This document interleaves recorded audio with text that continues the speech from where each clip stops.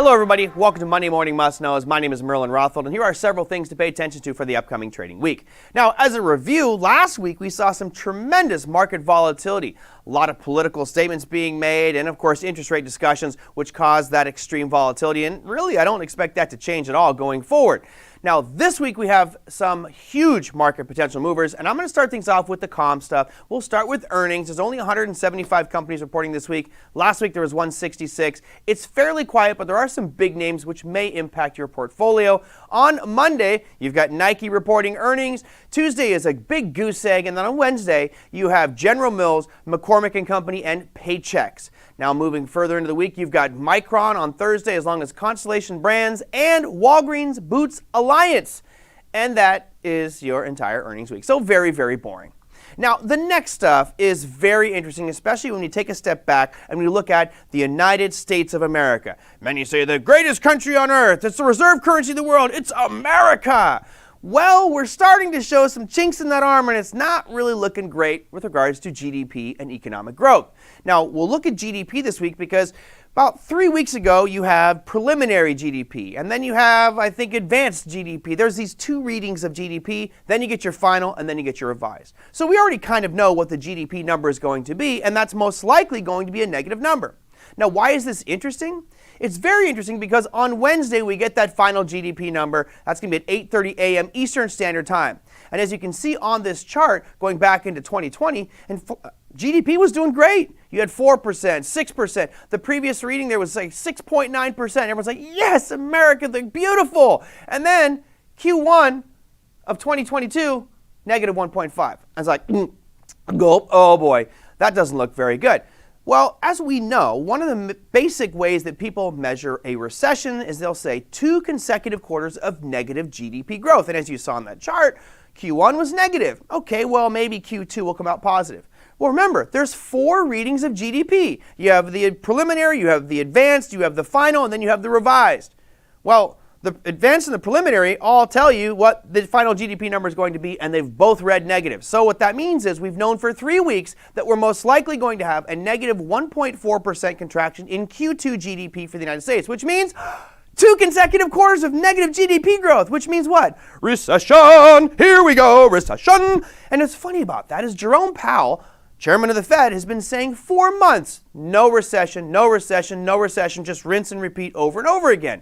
And last week, he says, there's a slight chance that we could see a recession. Really? Thank you, Dr. Obvious, because I'm saying recession, recession, recession. And what we'll see this week is the media will start to blast the headlines with recession talk. Now, this should spread more fear into the financial markets, which might not be a good thing for the overall equity indexes. Of course, for those of us who are active traders and understand supply and demand and trends, it could present us with some great opportunities. But there's a bigger picture and much more longer lasting thing that's going to come from this. Let's take a look at the debt to the GDP ratio.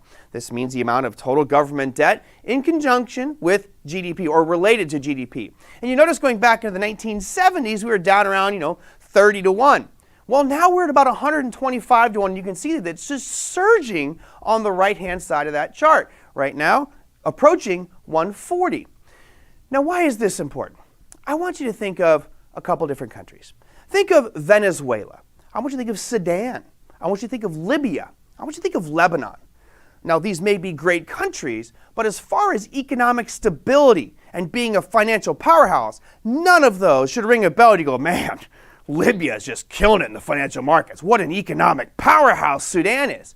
Well, if we continue on with this increase of debt to GDP ratio, guess who we're competing with? We're right around the same debt to GDP ratio as Lebanon, Libya, Sudan, and maybe we can reach the apex of that pyramid and we'll be up there with Venezuela. Now, is that going to happen? Well, look, debt to GDP, that's the ratio. What we're seeing is GDP decline. So if GDP declines and debt stays exactly where it's at, what's going to happen to that number? It's going to continue to move up because the debt is increasing and GDP is dropping. But what we're seeing right now is not only a lack of decline of debt, we're seeing an astronomical increase in debt, not only in the federal level, but the highest levels of consumer credit consumption that we've ever seen. So be careful here going forward. This paints a very negative picture for the U.S. economy in the long term. Of course, it could change, and we'll keep track of that on Monday Morning Must-Knows. Now, the last piece here, we're going to wrap things up with another piece of economic data, and it goes back to inflation. Right, a couple weeks ago, before the Fed made their announcement of 75 basis point increase, it was supposed to be 50. They said no chance we're going to do 75. And really what happened was CPI, an inflationary number, came out, and that number was very negative. Jerome Powell said, we're raising 75 basis points. But the Fed has also said CPI is not the most important one. It's the core PCE price index. And as you can see on this chart, we've seen elevated levels over the past few quarters.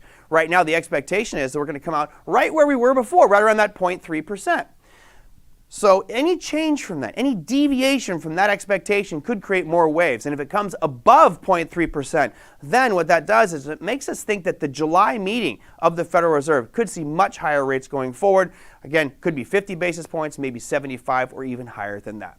That, my friends, is your Monday Morning Must-Knows. We'll see you next week.